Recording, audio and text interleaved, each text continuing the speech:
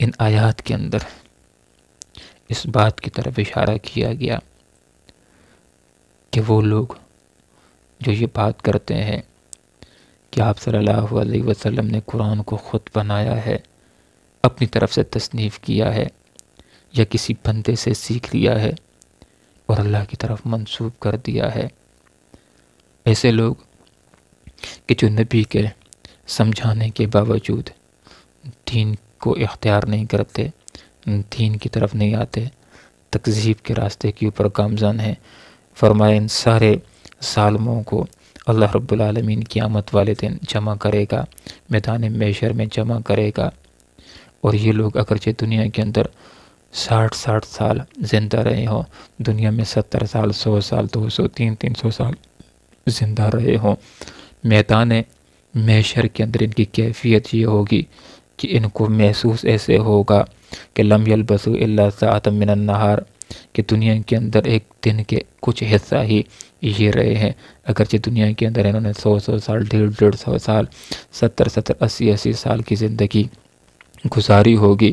لیکن چونکہ آخرت کی تیاری کی نہیں ہے، دنیا کے اندر مرضی کی زندگی گزاری ہے، دنیا کے اندر حق سے انکار کر کے زندگی گزاری، اللہ کی کتاب کا انکار کر کے زندگی گزاری، میدان محشر کے اندر ان کی محسوسات یہ ہوں گی کہ دنیا کے اندر تو ہم ایک ساتھ ہی رہے، اتنی ساتھ کہ جس کے اندر ایک انسان یتعارفون بینہم، ایک دوسرے کے ساتھ جان پہچان کرتا ہے، تعارف کرتا ہے۔ قد خسر الذین کذبوا بلقاء اللہ، اللہ رب العالمین نے فرمایا وہ لوگ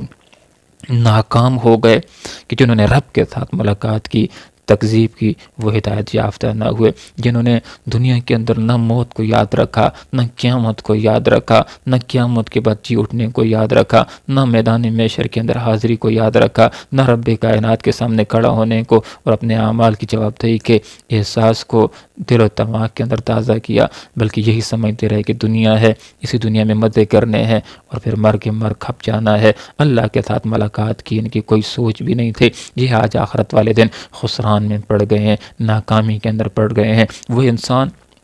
کہ جس نے دنیا کے اندر بہت مزے کیے ہوں گے، بہت لطف اٹھائے ہوں گے، بہت مزے کیے ہوں گے، سکون اور آسائشیں اور نعمتیں دنیا کے اندر اس کے پاس ہوں گی، لیکن رب کے ساتھ ملاقات کو بھولا ہوا تھا، آخرت کی کوئی تیاری نہیں کی ہے، نیک اعمال نہیں کیے ہیں، جنت کی کوئی تیاری نہیں کی ہے، آخرت اس کی خراب ہوگی، آخرت میں اس کا نام اعمال اس کے بائیں ہاتھ میں دیا جائے گا۔ اس کے بارے میں روایات میں یہ بات آتی ہے، حدیث کا مفہوم یہ ہے کہ دوزخی کو جس وقت دوزخ کے اندر اس کا مقام دکھایا جائے گا میدان محشر ہی سے، پھر اللہ تعالیٰ اس سے پوچھیں گے کہ بتلاؤ نعمتوں کے بارے میں، سکون کے بارے میں، مزوں کے بارے میں، تو وہ کہے گا کہ میں تو سکون نعمتوں کے نام سے واقف بھی نہیں ہوں، صرف جہنم کا ایک جھونکا کھا لینے سے یا اس کے اندر اپنی جگہ کا نظارہ کر لینے سے اس کو ساری نعمتیں